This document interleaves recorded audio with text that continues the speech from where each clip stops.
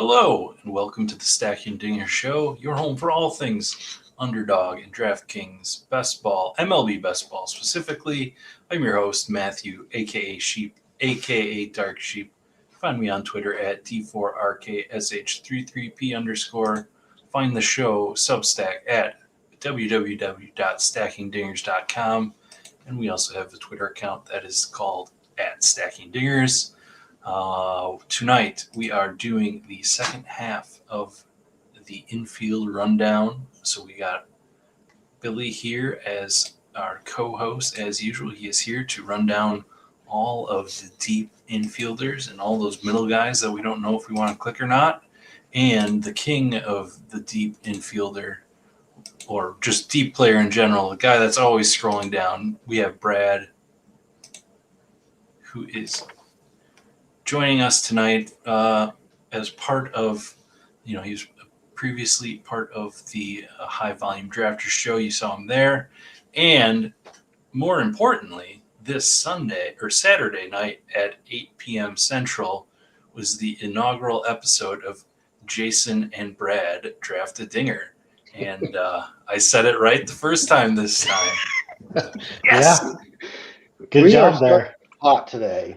I did not start with an audio edit or an audio problem with my music playing at the front, and I said that correct. So we're good. This is going to be an awesome episode. And Brett is at BRDMC3 on Twitter, and obviously, of course, in the app. Brad, how are you doing? I'm doing good. I'm glad to be here. Thanks for having me on. I tuned into all your shows and saw Jason begging for likes, which kind of had me laughing. You're not going to see all.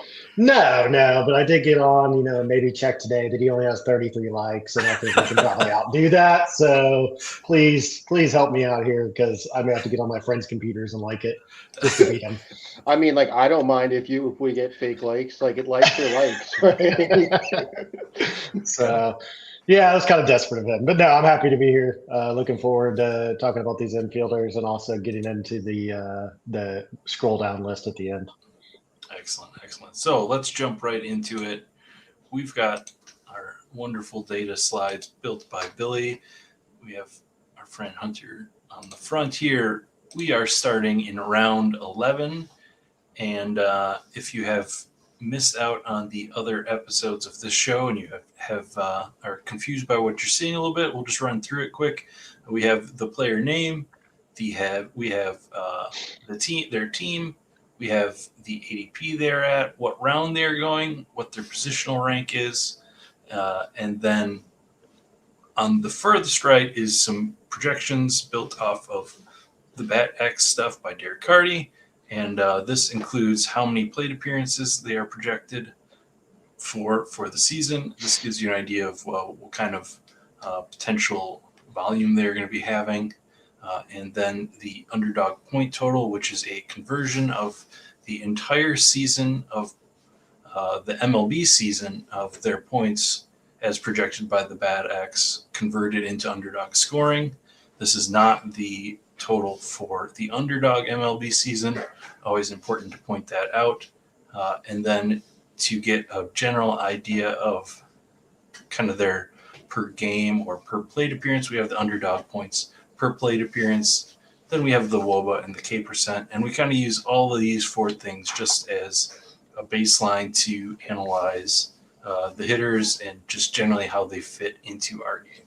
One thing that stands out to me when you have explained this chart is the totals that you keep harping on, that these are full season totals. Something that's coming to my mind is should I be prorating those numbers, or coming up with a better version that fits our game exactly, or these totals what we want to be doing for this analysis? I'm curious. What do you think, Brad? I mean, when I look at these numbers, I'm seeing kind of what we see on the app when we click on a guy's name like Jeremy Pena at 1209. I believe all the numbers from the scoring on the actual Underdog app is based on full year scoring. So if that number was 800, it would definitely be confusing to me. So personally, I like it, but I may be in the minority. I'm not sure. Yeah, and I guess for me, the biggest thing it comes down to when I'm thinking about it is like guys that looking at their plate appearance projections, like there's a difference in why some people have higher or lower plate appearance projections. Sometimes it's because they're going to be uh, missing games in a week because they're a catcher or they're a platoon bat, whereas some of the guys, the plate appearances um, are based on built-in injury risk. So it's likely that they're going to, miss a chunk of time, which is where those players kind of like, I don't know how you would like, I agree that this is the right thing to do, but to me, uh, those players, when they're going to be scoring their points is going to be different. And that like injured period might overlap with when we don't even care about that player. So, I guess I don't really know why I describe it that way. So it just, to clarify, I guess is why I've been doing it. Yeah, But it's good context for sure. I think it's if I were to build some like points over replacement model, it probably makes sense to like align it with exactly the way that we score and the timing and try to be sharp with like young players even getting shrunk worse, even more. But it was just something I wanted to get your thoughts on. yeah. All right. Let's jump right in. Jeremy Pena, Brad, we'll start with you since you mentioned him. He has been a consistent guy here. And let's actually just talk about a little bit too. You mentioned I'm used to seeing the 1200 or so, the number you're used to seeing. And the projections here don't necessarily line up with what's happened in the past, but what you know in this part of the draft, talking about Jeremy Pena just kind of being consistent. Like what are the numbers that you're hoping to get out of your infielders, and do you think Pena is there again this year? Yeah, so I mean, Jerry Pena, I'm an Astros fan, so I obviously have a soft spot for Astros, unlike a lot of people, most likely that are drafting. But I mean, last season was statistically his best season. He did spend a little bit of time on the IL, like every Astro did. So those numbers, even on Underdog app, are actually light because he missed over like a month, right towards the playoffs last year. But I mean, when I get to this level in the draft, I typically like to have 2 to 3 infielders. On this slide alone, Jeremy Pena is like Dansby Swanson to me. He's not a whole lot different. I'm not necessarily gravitating towards him, but I'll take him in stacks here and there. Somebody I tack on some. He's projected for a 110 WRC plus, but last year he was a little bit lucky when you look at like xWOBA stuff like that. Yeah, but I mean, we can probably combine. That's a good idea to combine Dansby Swanson with him. Both guys. I mean, Dansby's a little bit further along in his career, but both guys that put up similar numbers. And Dansby is another guy that's consistently in that upper 1100 to 1200 point range.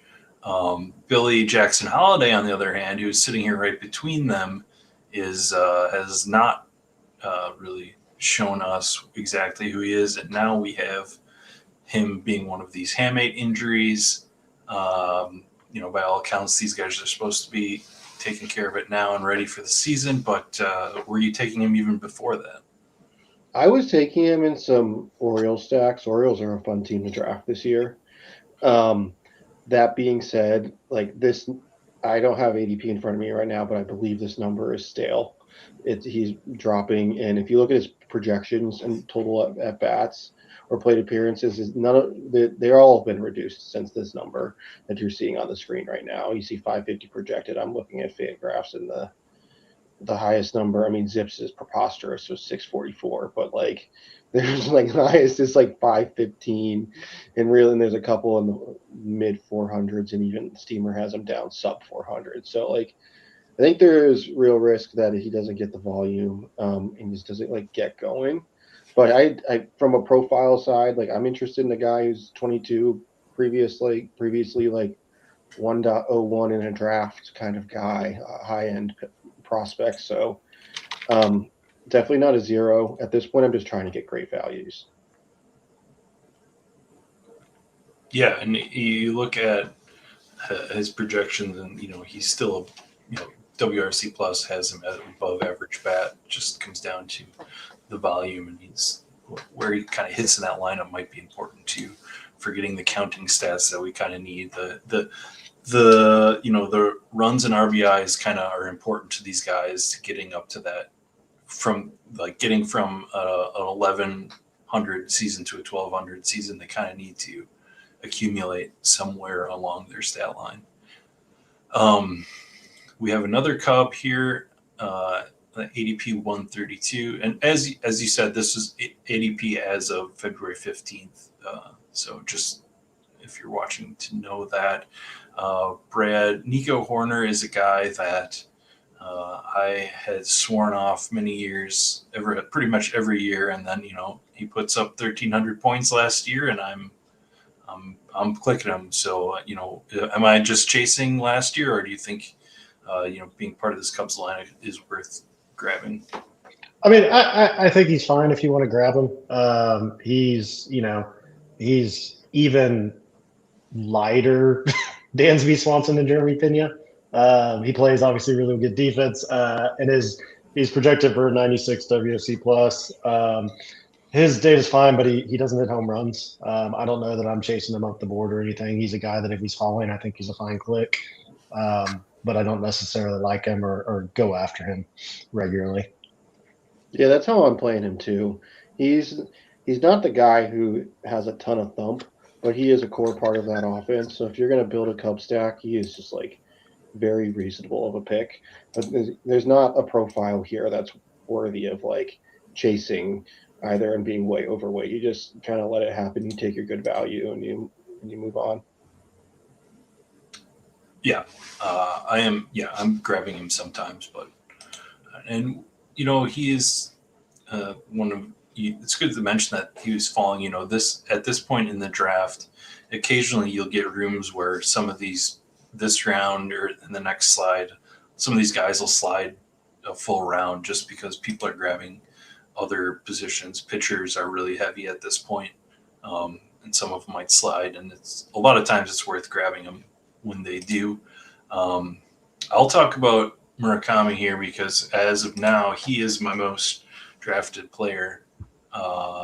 I'm just hoping that big red 37.7% does not come up into really hurting him. There's questions whether he can hit MLB fastballs. Hopefully this spring we see enough of him versus good pitchers with good velo between spring training and the World Baseball Classic to kind of assuage my fears or get me to really back off.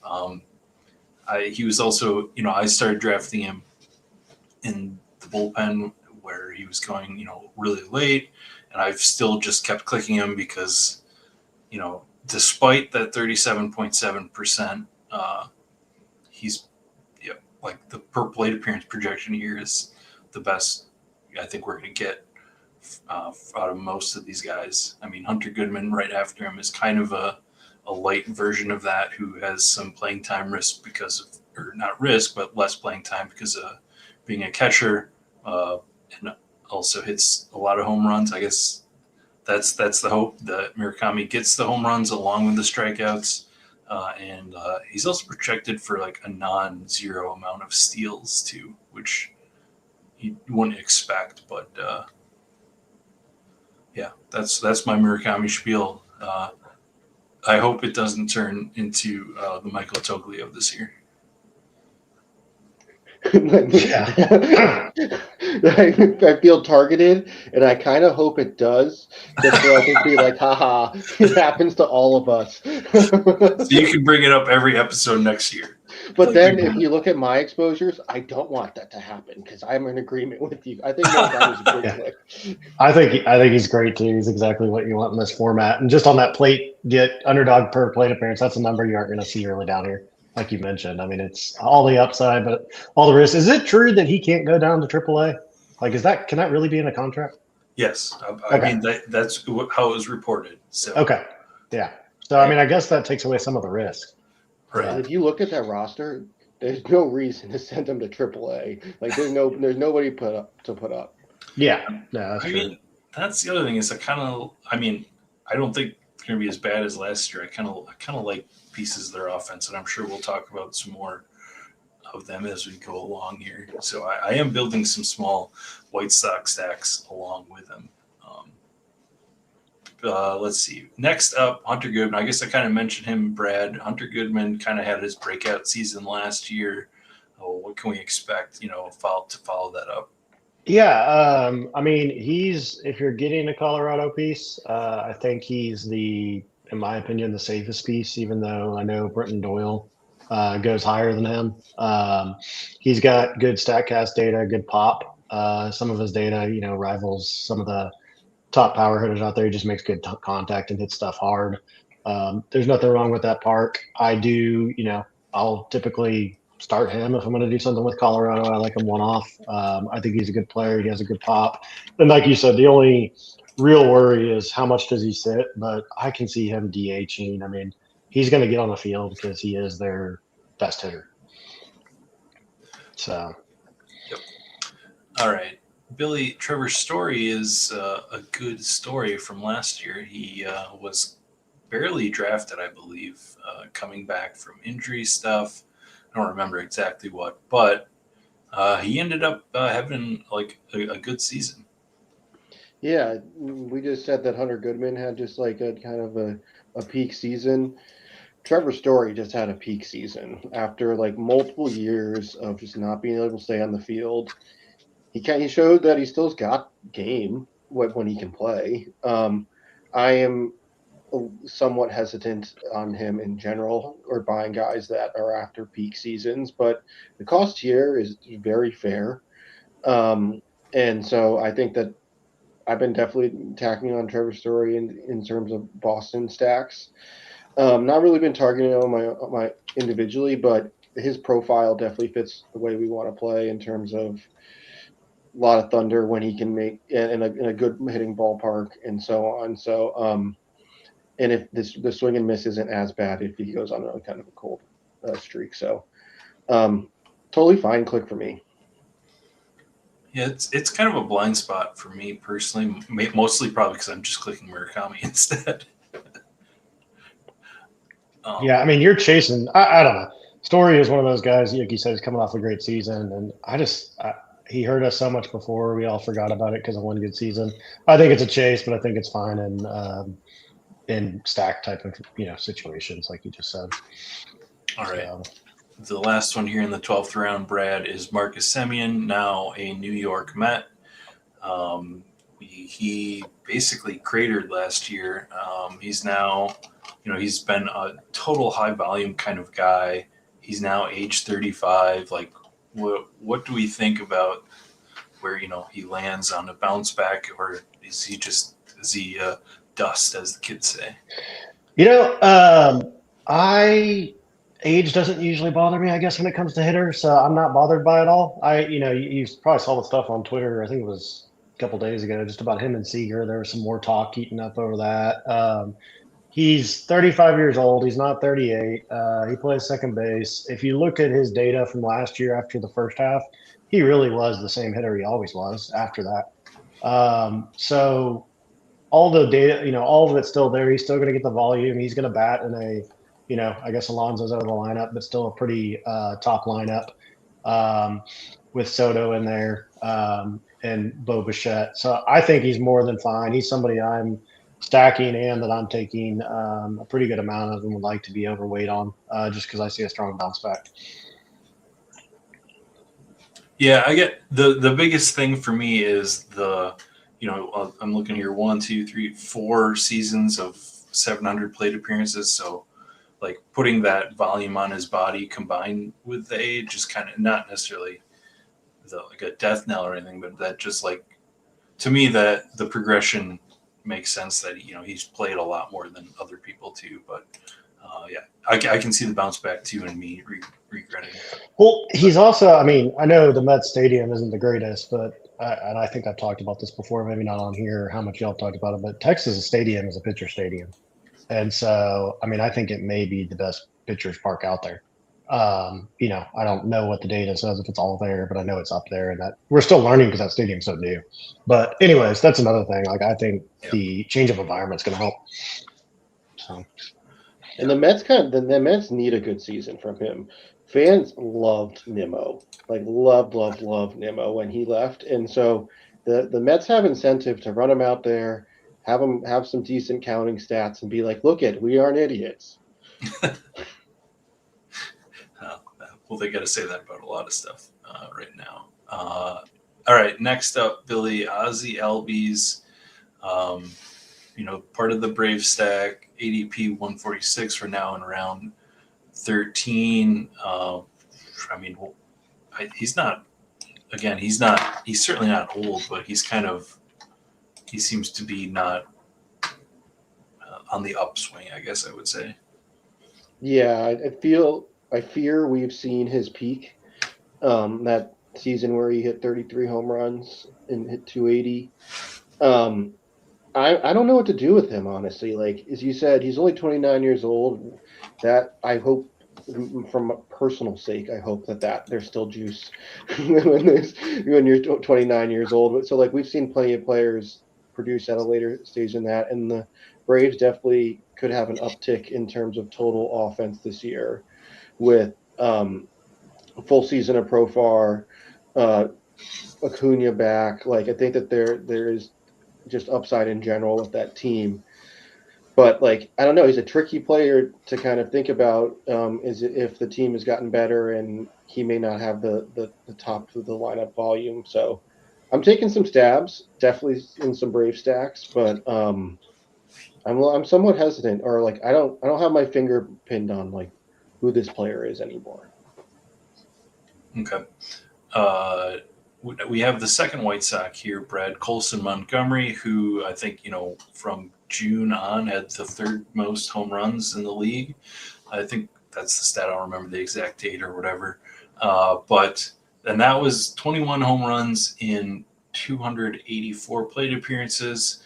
And now all the projections have him basically hitting the same in a full season. So, what is the truth here behind last year and the future?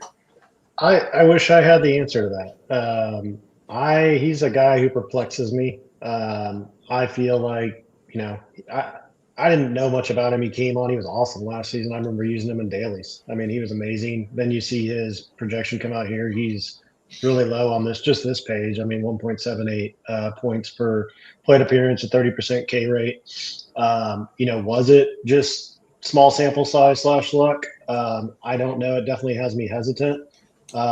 He's somebody I'm not clicking all the time, but I do try to get him in there some because, like you said, I just kind of have a lot of interest. Maybe it's bad, but in this White Sox team, and I want to make sure I got him in there because he's young and maybe there's something to his power. Yeah, I agree. I'm taking some stabs here and there, but we'll stick with you, Brad, with your Houston Astros, Christian Walker. The question is he the next first baseman Abreu signing? Are we just repeating history here? Gosh, I guess this is going to be my motto on this thing, but like Lucas Simeon, I don't know. He's done it before. He had a down season. He's in a park that plays well to right-handers. I mean, I don't know his exact age, but he's probably over 33-ish, 34. I just don't think all of a sudden he's just bad. I think there's a lot of meat on that bone. The Astros are a little bit disliked in the first place, even though he wasn't a part of that whole thing. He's going to about probably fifth or sixth, and he's gonna get some RBIs. I think he'll be fine. So I do like him. Just for that being said, his Statcast data is still pretty good too, as well. Yeah. Billy, Jacob Wilkes is next. We're now into round 14. Another guy lower here in the projected point totals, but he was fairly undrafted last year because we didn't think that he had any power to contribute to a pretty good hit tool. A guy that doesn't strike out. So when he got up there, though, he was really good. Yeah, he had a great season last year. And not even like full season. Only 523 plate appearances last year. So there's still more juice in terms of like volume to be had if you plug him in towards the top of the lineup and kind of let it eat. He's not a guy that I'm interested in though. Like you look at his Savant page, he may have hit 13 home runs last year, but I think that he is like one of the lowest, like what I would think power profiles in the game. Like doesn't doesn't hit the ball hard, doesn't swing the bat fast. He does have like really good bat to ball skills and seems to be able to like not swing and miss, not strike out, square it up. But like I feel like the 13 home runs was a park phenomenon. I could be entirely wrong there, but like he's not a profile that is of interest to me unless I'm just like unless he has something that the numbers just kind of are missing, like the underlying metrics. Yeah. He's still in that park, so I'm still grabbing some of them, especially part of athletic, or mostly his athletic stacks. Could he be Nico Horner's brother? I mean, just saying, like his stuff's like identical. I feel like. Yeah, that's a good comp there. Next up, Wilson Contreras, now a Boston Red Sox. Brad lined up for everyday first base duties there, at least. I mean, until we figure out what's going on with Tristan Cassis, but between DH and first base, they intend to play him a lot, and now, he's in a better park on a better team. I tend to agree with playing him a lot on this underdog game. I think he's a steal. I think, honestly, I think he's going just way too low. I would love to be triple, upwards of 20% on him. I'm grabbing him a lot. He's got a 117 WRC plus. He's in a good lineup finally. I mean, and maybe he just plays with, I don't know. Maybe I'd like to say people are always trying, but maybe there's more oomph in this year playing for like a playoff bound team. So I like it. Yeah, I've been high on him last year, knowing he wasn't going to catch much, and I need to get back in there and get some more of him. Billy Jordan Westberg right here, question marks all around to his health. He was an avoid for me to begin with, so I'm still just out on him. Yeah, I mean, what is it, an oblique or something like that? Well, he also maybe had imaging on his arm too. Yeah, that they're not talking about yet. I'm just not opting into hurt players right now. Just kind of broadly, and this is one thing I need to note. I don't know where to note it, but next off season we need to have a review of every arm injury. Like we need to make it a segment because what we've seen so far in spring training is just like pitchers that got dinged up last year stayed dinged up over the season and are now hurt. So like I wanna make sure that we're doing a little bit and just being intentional about that next year. Maybe I'll put it in the Discord somewhere. I don't know, and pin it. Yeah. I know. If you see this next year, remind us. Yeah. We could add it to our spreadsheet that we've got lists of things on there that we look at all the time.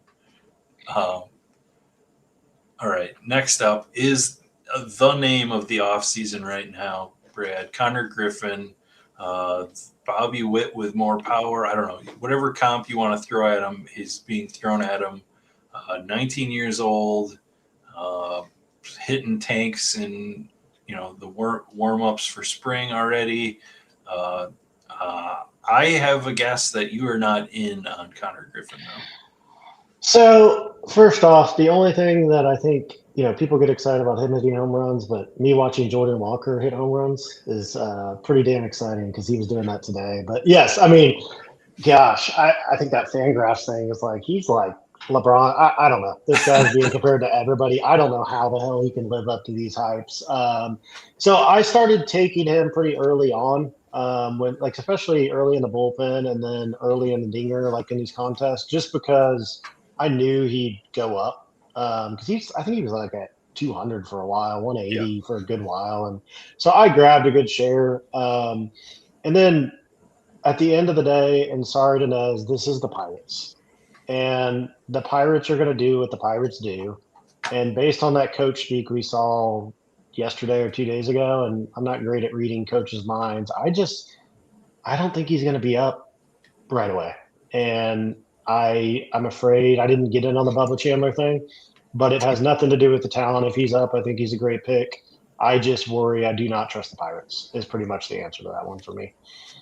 Yeah. So I'm, even with the coach speak, I still think he has potential to go up. So I still am grabbing some, here. And, at this point, we're talking about what your fourth or fifth infielder.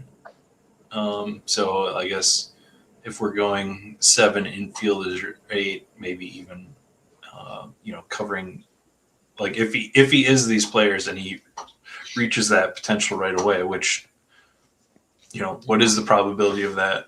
I guess, years ago I would be totally out. When I first started playing this game, I would be totally out. But I've seen the Corbin Carroll season, the Julio Rodriguez rookie season, and I'm just like, I feel like I don't want to miss that if that's here.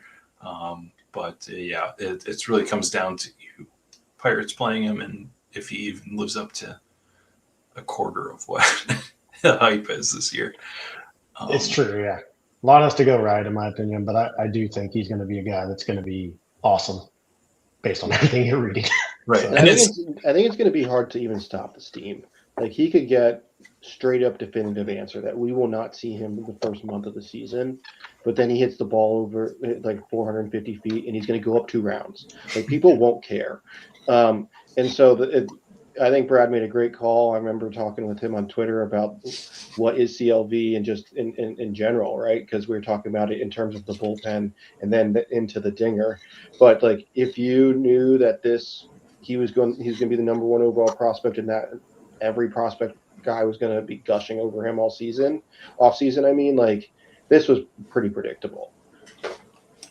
Yeah.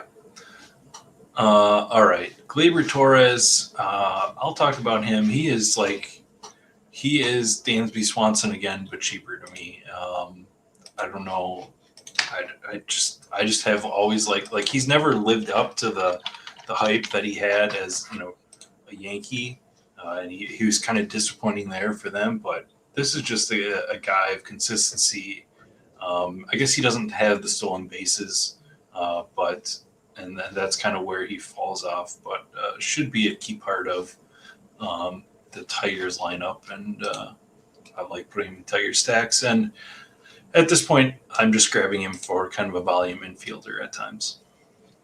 Yeah, he's nothing exciting, but I mean, I think you're right on point with how I look at him. All right, on to round 15. Brad, we were talking about Rockies before. Ezekiel Tovar, he really had a terrible season along with most of the Rockies last year, but he's still in Colorado, and we like that. Yeah, he's young. He's going to get the at-bats. His underdog per plate appearance is pretty high. I mean, I dug into all these guys and just kind of looked at different info. His WRC plus is terrible. I mean, basically what I came away with the Rockies is they all suck, which kind of makes sense for their record. And I still find myself doing it because that ballpark is big, but I don't want to be, I think this guy's talented. Everything I've thought, but his data out there, it's just WRC plus is 89. His StatCast stuff is not very exciting to look at. Yes, he plays in a great park, but this team's going to win how many games? I don't know.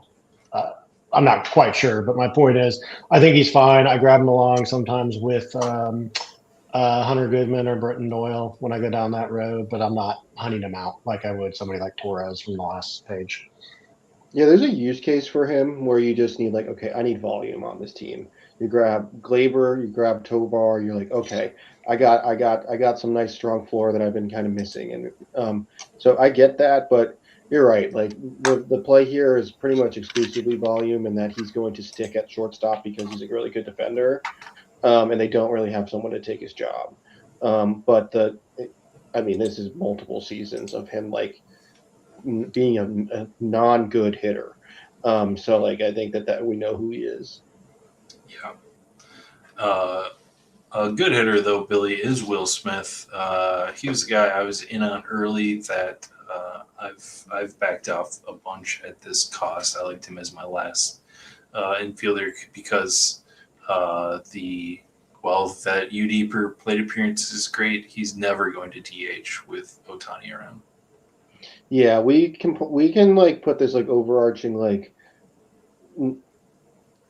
frustration with catchers and their volume, but like he's one where it's actually a problem because some catchers you'll find your way into a DH or whatever, like, but they as a team holistically are going to rest players and just kind of keep them fresh for when it matters most in the playoffs. And then his role doesn't really fit into getting those extra at bat. So you're totally right. This is also a good click when the contest started and has turned into less of a comfy click now. Yeah, Brad, the next guy on the list is another catcher, Salvador Perez. He hit 30 home runs last year, had 100 RBIs. Are we maybe underrating Salvador Perez this year again? Yeah. I think maybe on our show, you were the one that was talking about Salvador Perez when we did that show a while back. Somebody was, and it kind of got me looking into it after that ballpark change and stuff. I mean, he's still hitting the ball really well. He's got great data out there. His WRC plus right now is sitting at 105, so just above average. His StatCast data, he hits the ball hard. This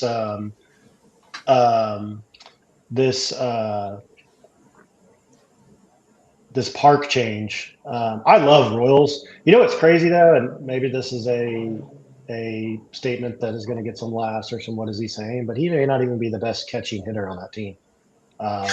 And we'll talk about that a little later. I know he hasn't, and he's good. My point is, I think he's perfectly fine. I love almost all the Royals, especially the infield, and I think you can't go wrong there. And I wish Will Smith would get 700 plate appearances because that would just be amazing. But anyways, yeah. Yeah. I pulled up Pep Salvi, and he had 68 games last year where it was DH or first base. So that we can expect that this year again. That's why he's going to be closer to the 600 plate appearances than Will Smith. Billy Spencer Steer is next. That's at ADP of 184. He has a really low plate appearance total at this point. What's up with that? Yeah, I mean, it's just when you look at roster resource, he is on the bench. It's not really a spot for him.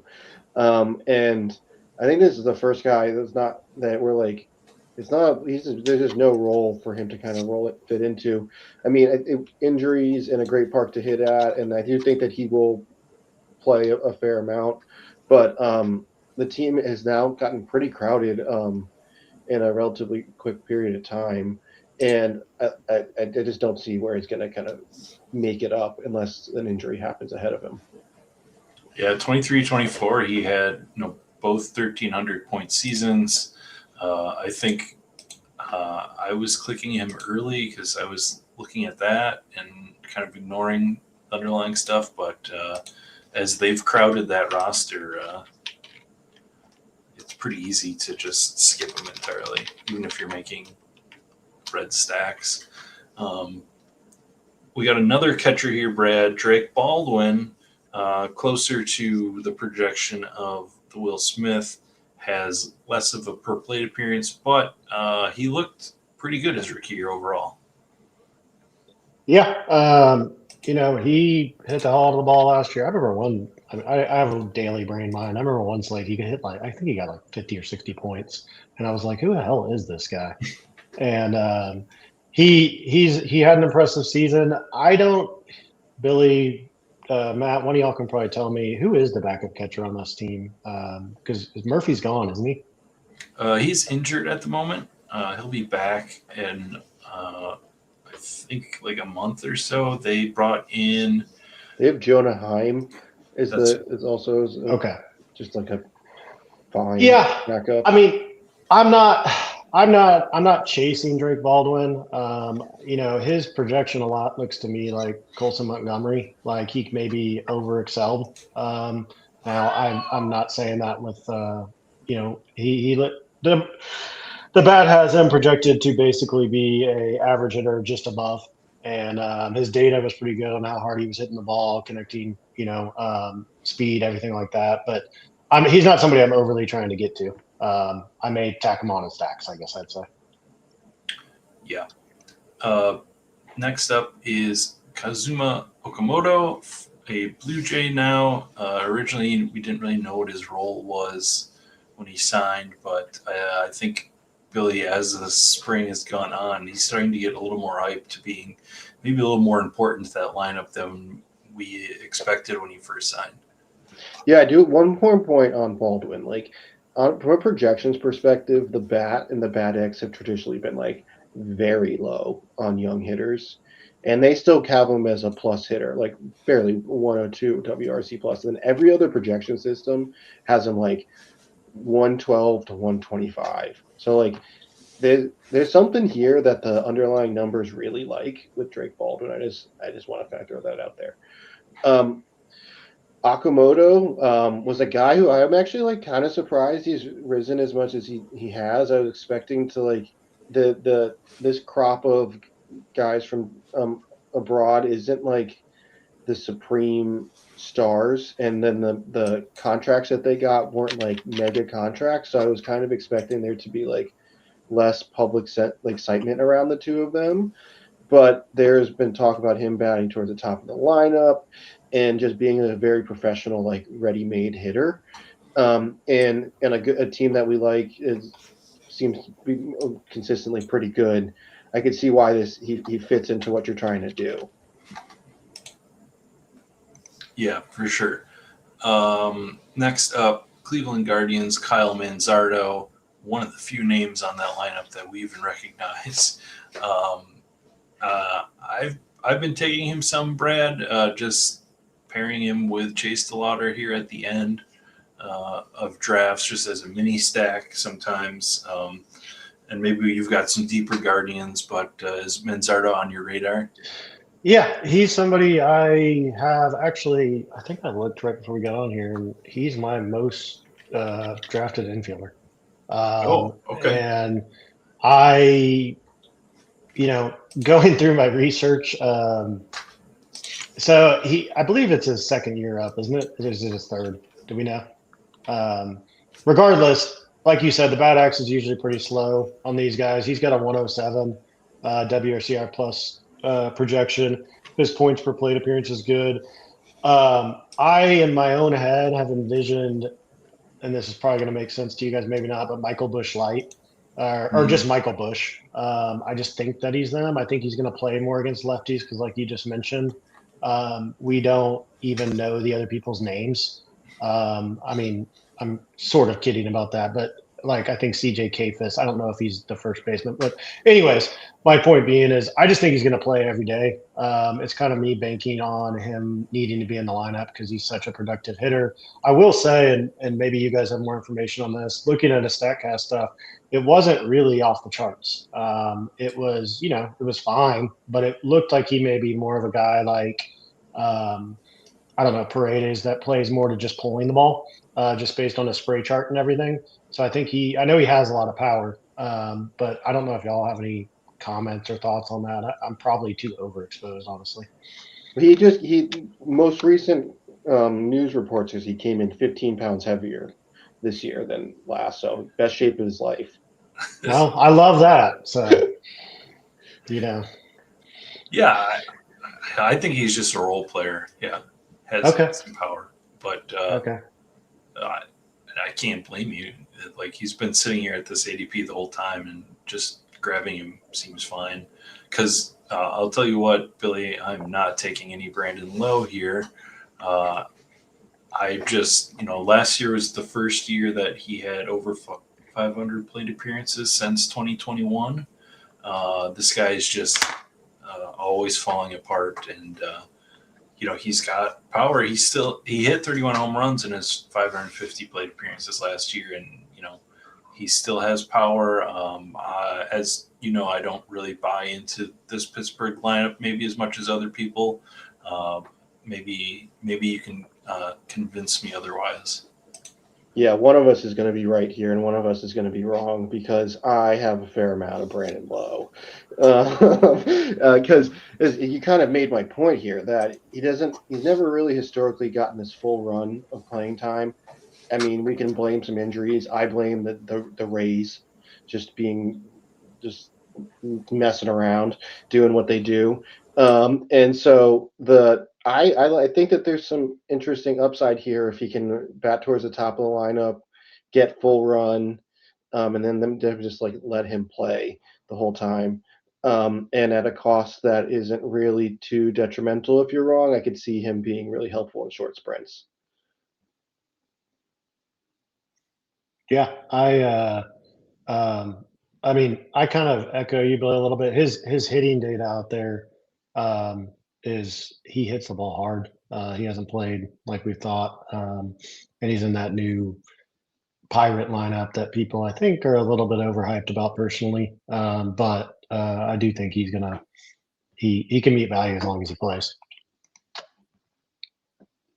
All right. Someone I am grabbing a lot is Sal Stewart. He's next up here. Now we're in round 17, ADP 197. I thought, with all the hype that, our influence here in the world of underdog best ball, we'd be hyping him up enough to have him higher. But I'm happy that he's not. He doesn't always go here. He's a guy that'll get picked if you have certain people in the room that are into him. He's just a guy that is exciting to me. And, my sales pitch is always, Billy, you mentioned earlier that the Bat X especially is never hyped on young guys. And at age 22, the Bat X has him at a WRC plus of 111. So that's the sort of thing that makes my eyes go bug-eyed a little bit. And I want to capitalize on something on that. I love him. By the way, I echo that. Like you said, the Bad X and the second year thing. And in the back of my head, I feel like he's just going to disappoint me so bad.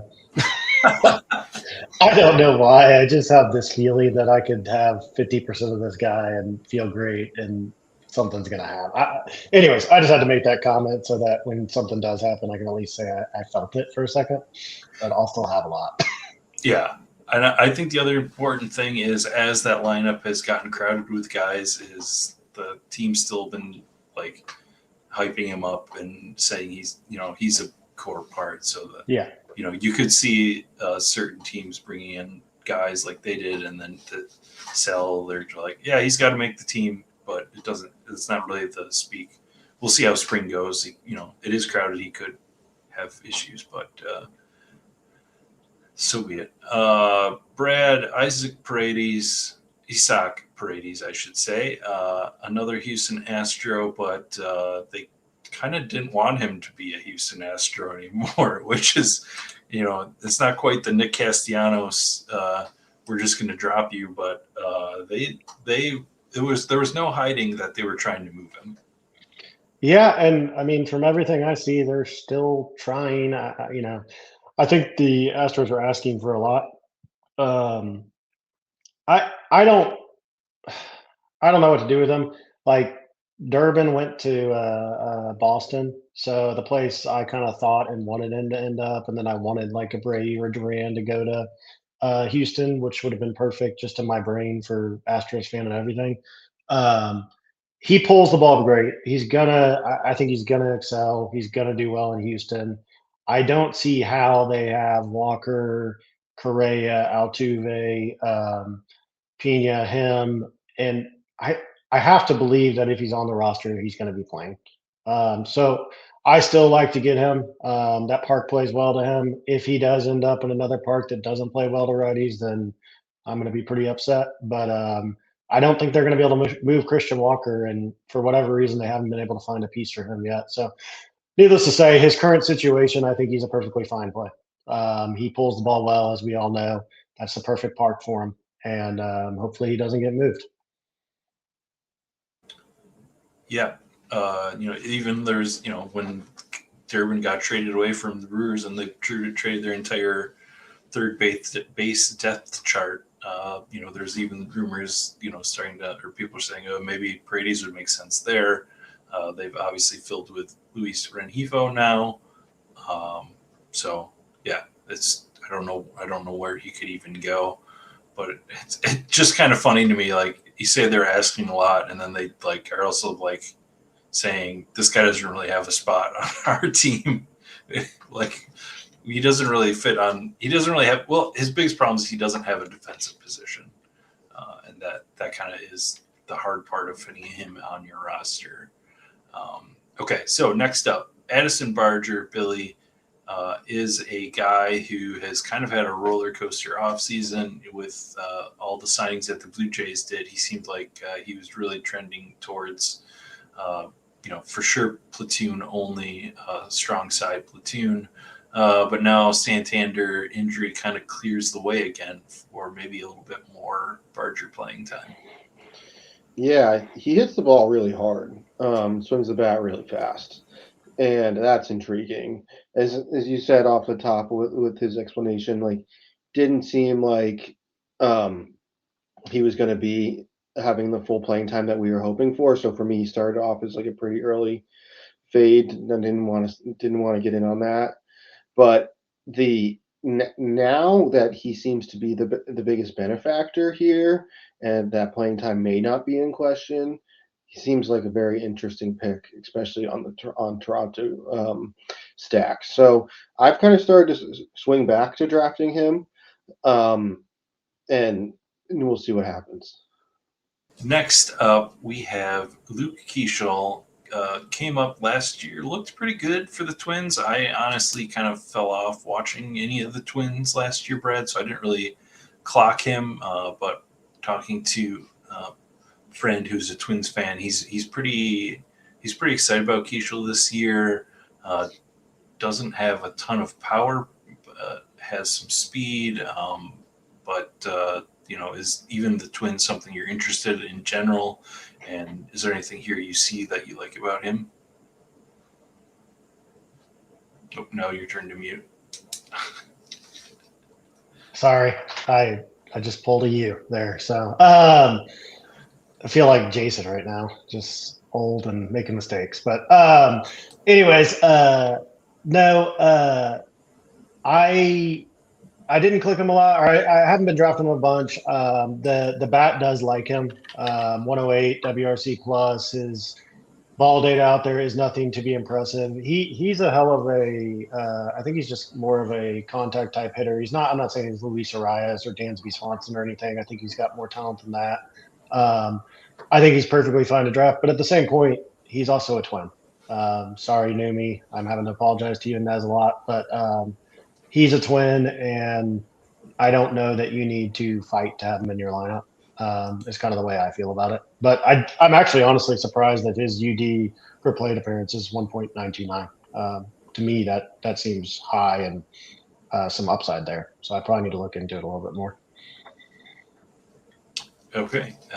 Pretty similar is the next guy, Evan Herrera. Now we're in the 18th round.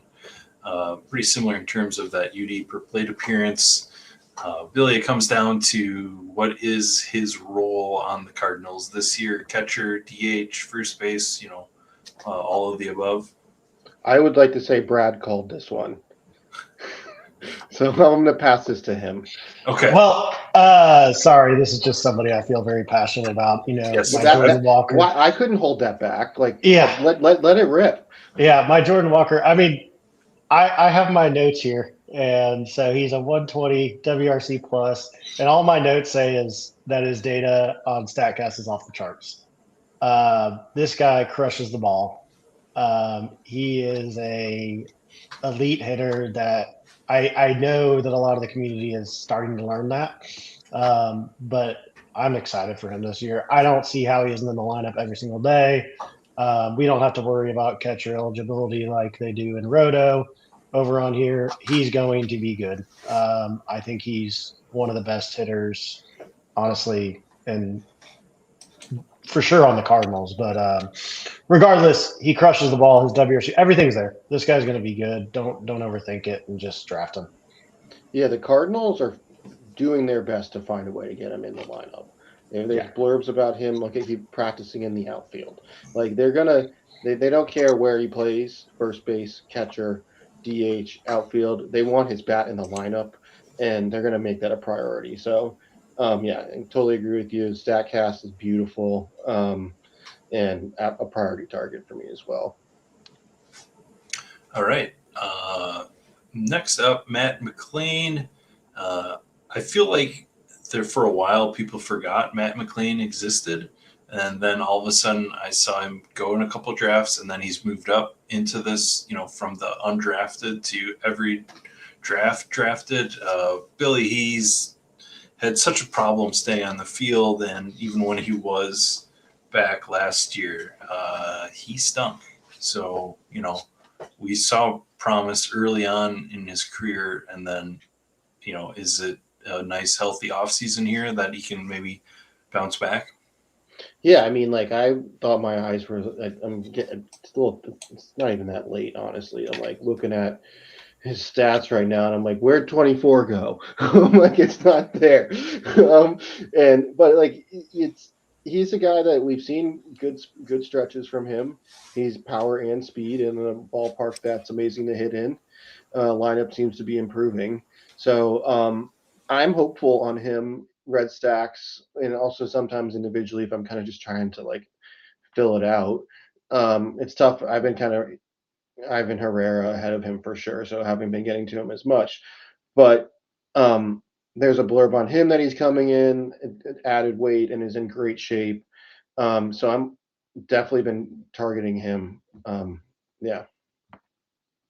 Am I crazy to think that, like early on he wasn't being drafted at all? Like everybody just kind of forgot for a moment? Yeah, I mean he's a disappointed multiple seasons in a row now. So like I think there's like the little bit of sting, and if he's not like crazy popping off on projections or pre-projections coming out, then I could see how he's pretty easily missed. Yep. Next up, Adley Rushman. We have another catcher here, Brad. Another guy that has disappointed in ways, especially last year. The hype has been high for Adley. Does it make sense to buy into his bounce back potential this year? Yeah, I mean, sometimes I think that we just overthink things as a community and the way we draft players. Because I really can't for the life of me figure it out why Adley is going at what is he going at 211 on that Oriole team where he's still projected to get 564 at bats. His WRC plus is 111. I mean, he's been injured. Do we all forget that last year that went on, and also the year prior? But when he first came on, he was pretty elite. Now I know there's arguments out there that like I was talking about Perez, the guy behind him may even be a better, at least power hitter in Basalo. I'm not sure I'm saying that correctly, by the way. So, but anyways, I think Adley's great. I think he's going to play. I think even in that lineup with a lot of hitters, that guy's going to play every single day. And I think he's going to bat in the middle in order of a lineup that, if we remember last year, was probably the most stacked lineup that way overly disappointed. And they didn't just all of a sudden get bad. I like it. I like Baltimore and I like Adley. Excellent. Brendan Donovan here, kind of thrust into the limelight with the trade to Seattle. Billy, potentially leading off ahead of Cal and Julio, and now people are buying. Yeah, potentially a really good landing spot. I mean, we haven't traditionally said that Seattle's a great place to hit, but it's a great environment to hit now with a good team. He's not like super exciting for me. I think the ceiling on what he could do from a scoring perspective isn't perfect. That being said, I mean, because he's just not going to hit for a ton of thump. Doesn't I don't think he's going to run up the counting stats a ton, but I think if you're building out a Seattle build, and you're like, okay, let me take the leadoff guy in a week where they go kind of nuts and score a bunch of runs, and he gets the most plate appearances in that week. Like that use case makes a ton of sense. Yeah, and I guess for me, I put him in the volume category if I'm looking for a guy. If I've taken a few shots already at Infield earlier, I don't mind taking him on his own either. And I was just looking, I need to do that more. I'm saying that, and I've only taken him once on a your team. So in my mind, that's what I want to use him as, and maybe I'm just not getting there. Next, though, is Max Muncy, who I am getting there on. I'm just like, I'm buying into the dumb, he's got glasses now narrative, and he's going to play more than, he's projected for. Those two things that, if the playing time's there, that, that 2.028 UD per plate appearance just jumps off the chart here at the end of the drafts.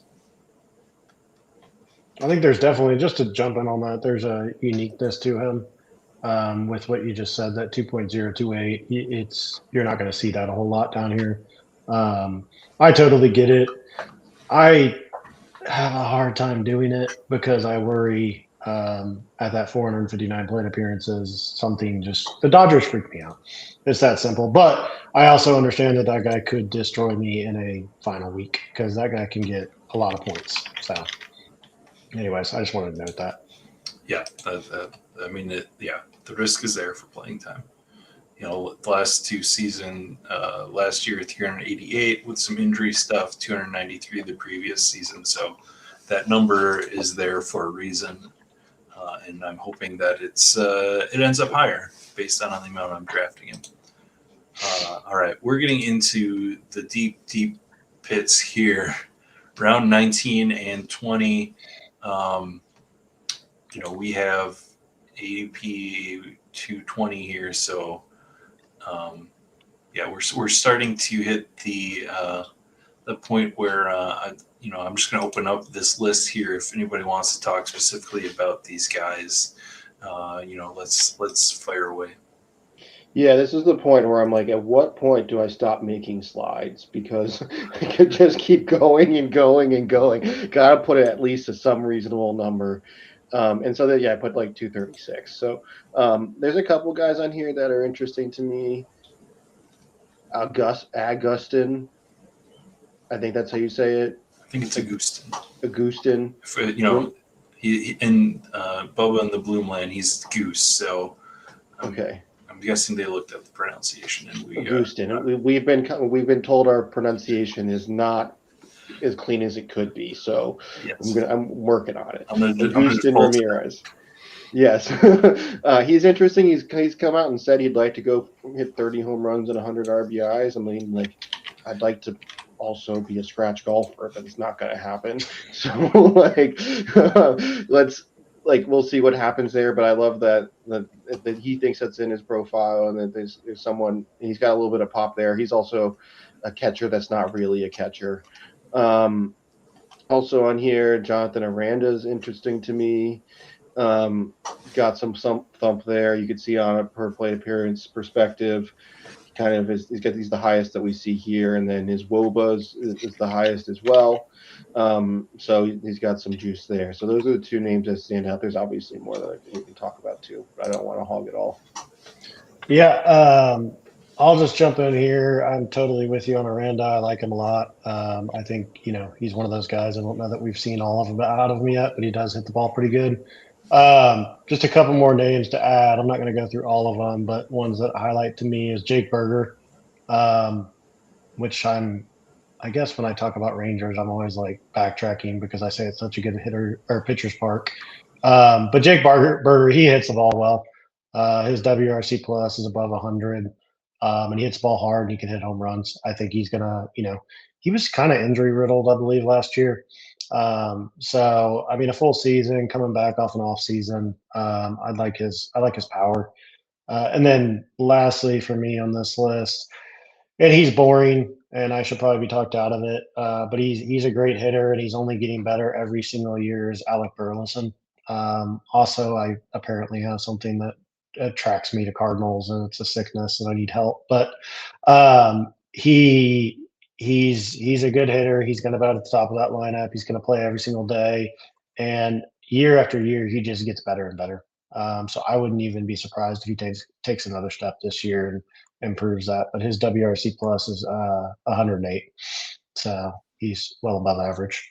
On the topic of Cardinals, have you been getting to JJ Weatherholt? I know he's like also young, which is not your profile, but he's a Cardinal.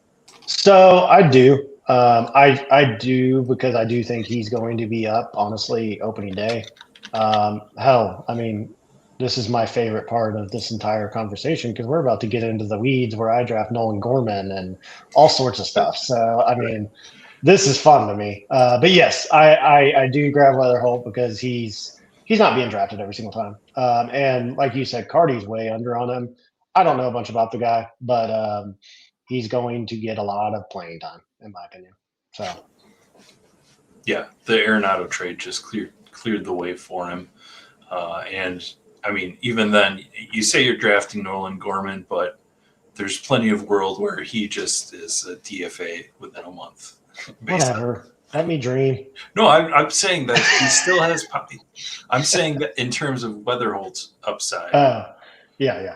I'm not trying to kill your Nolan Gorman dream completely. Just squash it a little bit. Bring you back to earth a little bit. Well, yeah, you can get ready for that because I got some names for you here soon. Okay. I just want to run through a couple here. Bryson Stott and Xander Bogaerts, just volume guys. I don't take them much. Luis Arias, you kind of put them in that same camp. Kind of interesting, I guess. Not really.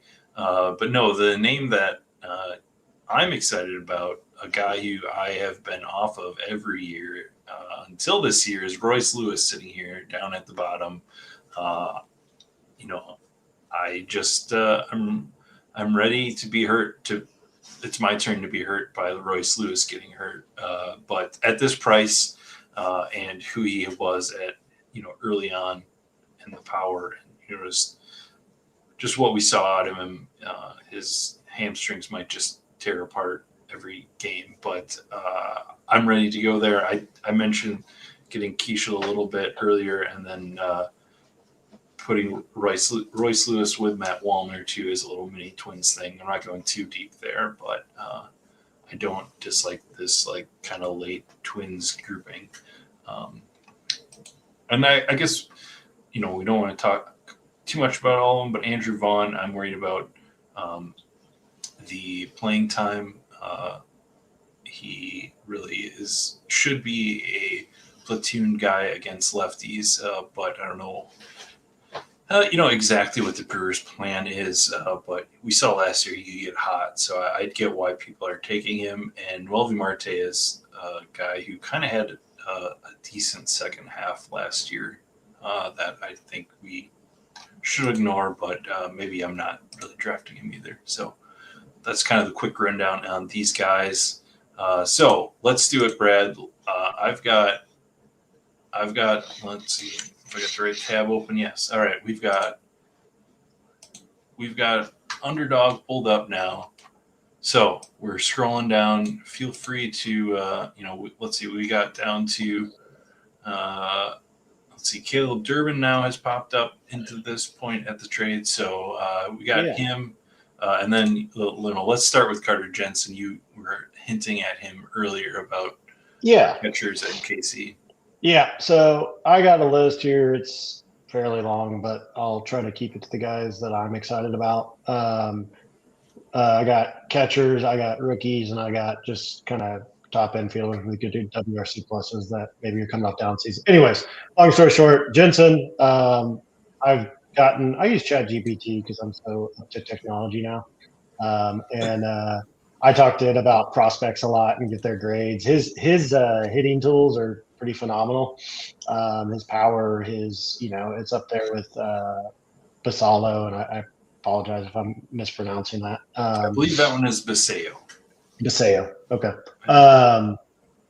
But anyways, Carter Jensen, he's good. He hits the ball hard. He's playing in a great park. I mean, everything I'm reading maybe it's just I'm stuck on Royal Twitter, but it seems like he's going to play every single day. I think he's a bat they want in the lineup, and he's just got immense upside. And he's not being drafted like it. And I think we talked about it. Salvador Perez is old. I mean, what's to say that he doesn't get hurt? I know he's been durable, but I wouldn't be shocked if Jensen ends up being, playing every single day type stuff. So that's a lot of my reasoning there. I'm gonna jump just on the list on some of these guys, these young guys, real quick, and then I'll pull it over to y'all if you want to add anybody. Then I got some other guys, but Basalo, he's the same type of thing. Immense hitting skills, great grades as far as being a hitter. Great power. I mean, I think I saw on Twitter today he had like the longest ball last spring training. He's just talented. I think they want him in the lineup. It does get a little murky in my brain, like how do Rushman and him work? How does Perez and Jensen work? But I think we have some really good catchers this year, and I think it's just we're starting to get catchers that hit the ball really well. And he's in a great lineup, and I think he's going to bat in the middle. Like I said, he's just another guy I think you want to not overlook and at least grab some of. And then the only two other rookies I have down here is McGonigal from Detroit. I'm not necessarily drafting him. I really haven't done it, but I know he's somebody that people may be doing, especially our friend CLT Blue. I know he's a big Detroit guy, and maybe y'all can sell me on him. I'm not necessarily doing that one. The only other one that I am drafting is Bryce Eldridge.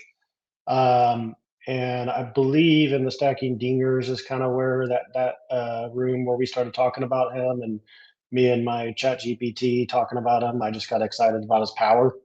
And he's got a profile almost eerily, not eerily, but just Nick Kurtz like. I'm not saying he's going to be that, but it just kind of he could overexcel. So I don't know if any of those guys sound outrageous to you. I think Eldridge is probably the most risky, but I think he could be the most sneaky as well. So I think it's some interesting points, right? Like with the catching you get nicked up too. So like if the guy ahead of you is a blocker, and we've seen Adley Rushman get hurt a couple years in a row, like Basayo could easily be the guy that is just he fills in and you never lose it. You just got to keep him in the lineup. Same with Jensen. McGonigal's like was he number 2 overall prospect in baseball or something like that. So like everyone there's definitely consensus that he's very very very good. It's just the volume question. Is he going to get it this year? Eldridge, you said it, like something a name we've been kind of interested in the Discord recently because you watch him like you haven't seen him play. Go watch some highlights. Like that's a fun watch. Big dude, pretty swing. He's got some swing and miss in the profile, but he also hits the ball to the moon. And like it seems like that's a profile that's been like very popular in recent years. So I haven't clicked him yet, but I intend to, I'm doing my re-rankings now, and I'm going to probably put him at like 200 to make sure I draft him a lot going forward. Yeah, I've gotten to the McGonigal. I think that he may not start with the team, but he is. I just looked. He's number 5 on at least on the rankings that just came out from Fangraphs. So he seems like a guy who could be pushed potentially, but there's some risk with kind of how Detroit generally is managed. But I've gotten there in some Detroit stacks and maybe just as a fun add-on. But after this conversation about Bryce Eldridge, I kind of wish I had put maybe some more into him than McGonigal. But and all these guys come with risk, but I think all of them come with upside too, especially Jensen, Basal. I'm gonna say Samuel and Bryce Eldridge. They all come with a lot of risk. I'm not lying about that, but I think it's okay at the very end. Do you guys have anybody to talk about, or you want me to go into my next category? Because I got 3, if that's okay. Oh, please just do it all. Okay.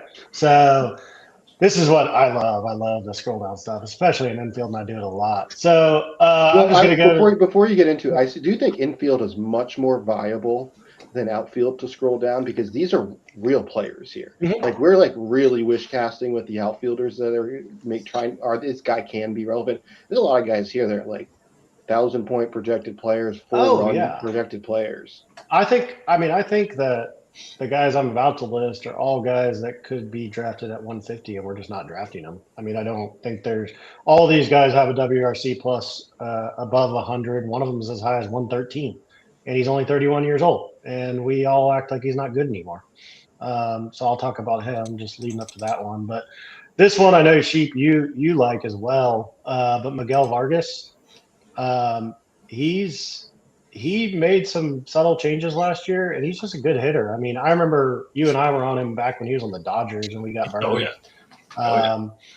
And he's just good. I think his talent's being overlooked because he's a White Sox. I think he's a good bat to have. He's got a 110 WRC plus. He's made some changes. Came from a good pedigree, and I don't see any reason that he's not going to play. So I think he's easy to tack on with your Murakami, which I'm sure you're doing a lot of. Yep. Next, the one guy that is technically under 100 on the Bat X, but I did note he's been above 100 his entire career, which I think is 3 years, and he, I think, started directly in the majors.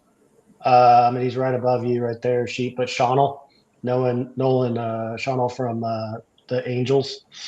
Shinwell. Yeah. Shinwell. See, I should not be pronouncing names. I should just point at them. But yeah, I couldn't see where you're pointing. This guy right there. So, anyways, like I said, he's not exciting. But if that dude just had a little, he's working on his bat speed. There's a blurb there if you click on him. He's focused on his bat speed, and if he hits the ball a little bit harder, I mean, he could be good. Maybe it's a pipe dream, and I'm not dying on this guy for the hill, but I just put him in here because he's an above average hitter that is still very young, that I think we forget came straight to the majors basically right after being drafted. So I'm going to go through a couple names that are going to be quicker, and then I'll get to like some highlight ones. But like, I'm not doing this, but Jake Cronenworth, he's got a 106 WRC plus. Ryan O'Hearn, he's got a 105 WRC plus. Yoan Moncada, he's one that's interesting to me, and for us that have played this game a long time, I think we all may have a soft place for him, but I believe his blurb is like he's in the best shape of his life or something, which of course gets me going. I just love those blurbs and it makes me draft people. But I did look at some of his stuff. I mean, he's been like a 110 hitter the last 2 or 3 years, surprisingly. So if he stays healthy, I think he's viable. It's a boring name that I'm not doing, but wrote down was Pavin Smith. Jonathan India, he was somebody that was just had a really down year, but is still on that Royal lineup, projected to be above average, could be a bounce back candidate, but not overly excited about.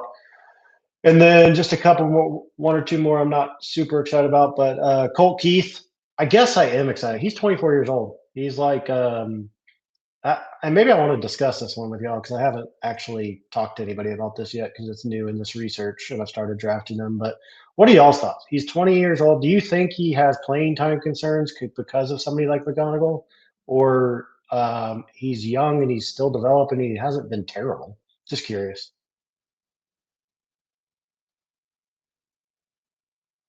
You're on mute, I think. Sheep. Yeah, for the most part, I kind of forgot that he existed. To be honest, that kind of falls into that camp. But you point out he is only 24. He did have a WRC plus of 109 last year. Yeah,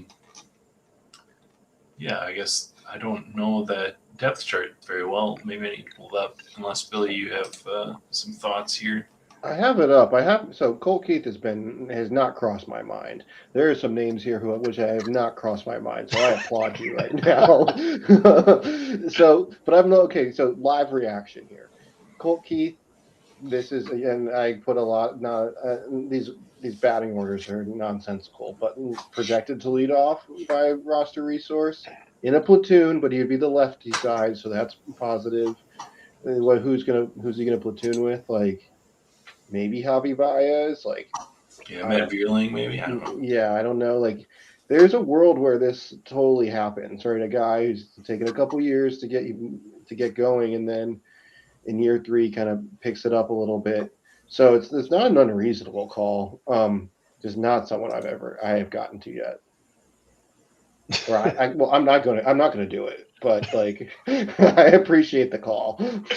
And I'm getting in the weeds here, so please don't. These are guys I'm going to have, not all of them, but I may have one share of every single person. But I will say, Cole Key's somebody that interests me more. You got to draft to have fun, right? Like this is having fun right now. Oh, and I personally believe any of these guys listed. I'm not saying it's likely outcomes, but I do think any of them. Well, I'm talking more on the ones I'm excited about that could actually really turn out. The other 2 names I have on here, one of them is really old and really boring, and his name's Josh Bell. But I just, I don't know. You can tack it on. He's got a 107 WRC plus projected, above average hitter, switch hitter, and playing for a crappy team. Why not? And then I think he made, if I remember, I could be pulling this out from somebody else, but I feel like he made really good strides in bat speed last year too, even at his current age.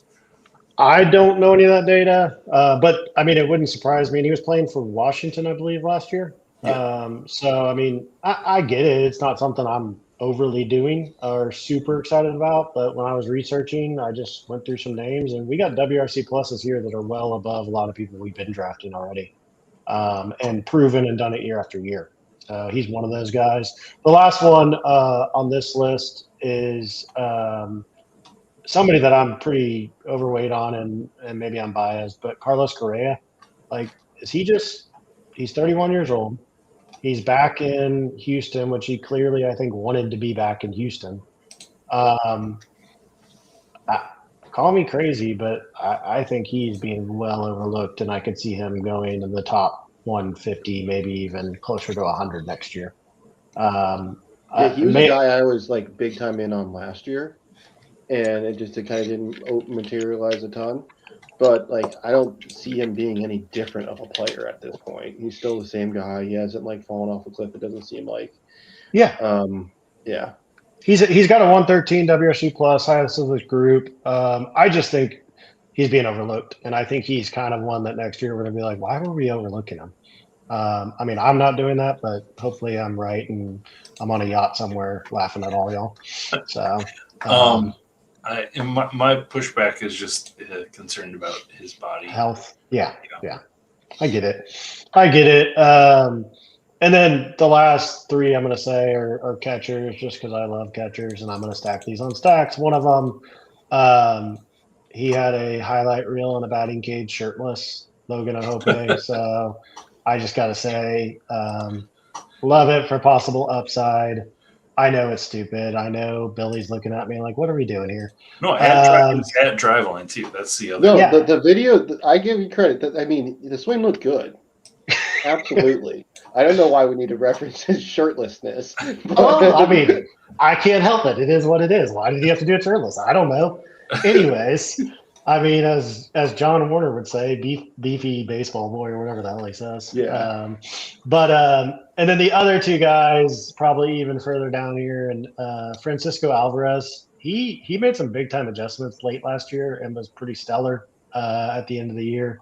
Honestly, one of the top catching hitters towards the last, I think it was 2 or 3 months of the season after he came back from his injury. I know it's far fetched, but he was, if y'all remember, somebody that kind of popped off at first and we targeted, and then he's fallen off. So I could see a bounce back there. And then the last one is a guy who just can't stay healthy, and I don't even know that it's worth it. But he's going to bat 4th, and I believe that. And if he stays healthy, he's a hell of a hitter. Is Gabriel Moreno from Arizona. But I'm not overly excited about that one. I mean, I get it. I'm at the bottom, but all these guys are above average, hitters, and I think our catcher board's deeper. The only other name I have on here is somebody that I did a surprise show with Spencer last night. because he had some technical difficulties with this other person. And he told me to mention Jock Peterson. So I just want to say I did not do that, but he was the one that told me about him. So, yeah, he's a Jock Peterson fan. So I'm throwing that one out on him so that I don't get all this flack for all these names. He is infield this year. Yeah, I said if he was outfield, I would have went all after it. But why? Like he's a DH, every other DH. I don't know. Seems like a mistake to me. Do they say he's a first baseman? I guess. I don't know. As many times as I try to explain to people the DH thing, it never really quite works out exactly as I expect either. So They just needed to make it outfield / DH, and then there's no issues. Yeah. Yeah. I want to piggyback off Francisco Moreno and say Brett Beatty and Mark Vientos. Like, I don't know where either of them are playing this year on the Mets squad, but one of them could get full playing time, I think, based on the current depth chart. I don't know which one it is. I think Beatty is the one that most people are leaning towards, but these guys both have had hype, and I don't know, maybe one of them puts it together. I like the Beatty call out. I was drafting him early until I was like, wait, where's this guy going to play? But he was good last year, and he was a high pedigree guy coming up. He kind of failed coming up, but he seemed to have figured it out last year. So I like it. Yeah, a couple more names. You're hovering on it right now. Marcelo Meyer, interesting, former like first round pick, still really young. There's opportunity. He's apparently like an unbelievable defender too, which if you keep him in the field, that's amazing. There's no real like pulling him out later, and so I think that there's upside there. The complete opposite of that, you could do a lot worse than drafting Nolan Arenado in the last round. I think that he's going to get full playing time this year, and you could run into a couple good games. Who else was I thinking? I'm sure it will come to me later, but yeah, those are two names. And then Josh Young. I think that he's also a name that is like is still on the younger side, hits the ball hard, and he's getting hurt, but like that's why you've seen the volume down. It's not because of opportunity or them trying to mess with his playing time. Yeah. I like Josh Young too. I like all those guys. I mean, you guys mentioned Marcelo Meyer. He's somebody, I mean, I don't know. I just like clicking weird names at the end. So yeah, and that's something we always try to stress here is that if you have 4% of one of these guys, you're going to be still way over the field if they succeed. It's not like you're taking guys that are taking every draft here, and that could be the leverage is high if you hit on one of these. And I agree with you on that. I should probably preface this with saying I wouldn't have like 20% of these guys. They're obviously risky. I think Carlos Correa is a little bit different, and maybe Miguel Vargas, but the rest of them are a lot more risk. So. Yeah, and this is a data point that I should have, but just how like Nick Kurtz last year was drafted probably 5%. You think it was even that? I didn't even know that guy existed. Exactly. Well, that's kind of the point, right? I'm just trying to throw out low numbers. Yeah. Like he was on nobody's radar unless you were like a supreme ball knower. And so there's guys that are not being drafted, particularly infielders, that are going to be relevant. Yeah, I agree. Yeah, and I'm sure we didn't talk about one or two of them. So if you're watching, leave a comment. Let us know who you think is the guy that we missed there at the end in the scroll down infielders. That wraps up the infield position, though. Looking forward, we have Brad's debut on his new show, Jason and Brad Draft a Dinger, which when we were discussing the name, you weren't exactly pleased with the name. Well, I'll get into that on Saturday. I'm not going to do it on this setting because we've been going an hour and a half, and I don't think it's appropriate. But yes, we will talk about the name and why that came to fruition and why Jason's name's first, even though I still don't agree with it. But yeah, how is it not alphabetical? But yes. Thank you, Billy. You're on my side, so I appreciate it. And one last thing, I'm not begging here, but please, please, please give me more likes than Jason. Not I begging. mean, it just has to happen because look at my face. I'm so sweet and nice, and Jason's Jason. So yeah, Don't put in the paper that I was begging. yeah. I was like, please, please, please, please, please. Yeah. Nobody mentioned this, please. So. All right. Anyways. And, I meant to say it at the top of the show, but if you've stuck around long enough and you are just like a super sicko to watch this all and you want to get in on spring training DFS action, I've decided that I'm going to share some of my years built up of edge in those small slates over on DraftKings. So if you are you joined this YouTube channel and then join our members only Discord channel, and I'll be sharing information. At least I'm not going to have time every day to do the weird, dumb research that you need to do to play that. But the days I'm doing it, I'll be sharing it. And I already posted kind of just a general overview on how to build those rosters. So, here we are. Next week, we won't be hitting pictures right away. The early week episode will be replaced by me doing a Sheep Seats stream of the Bubba and the Bloom auction listener league. So if you, speaking of, if you're a true sicko and you want to hang out for like 4.5 hours of me doing an auction on the NFBC, come hang out, and we'll have some people rolling through there to, so it's not just me like pulling my hair out trying to, because this is like my second auction ever. I did one last year and I streamed it, and it's quite an activity. Just to be clear, you don't have, if you want to come hang out, you don't have to come hang out for 4 hours, right? I'm gonna just pop in for probably like I don't know, 30 minutes, a couple picks, and then move on. Make sure that I put my stamp on that draft, and then get out of there. But yeah, it should be fun to see you do something a bit different. Yeah, this weekend I'm gonna have to start my prep and just turn my brain off from Underdog for a bit. But all right, that's the upcoming plans. So for Brad and Billy and myself, thank you for watching. And again, we appreciate anybody that gets through these and gets to the end here. You're the best, and everybody get out there and fill some lobbies.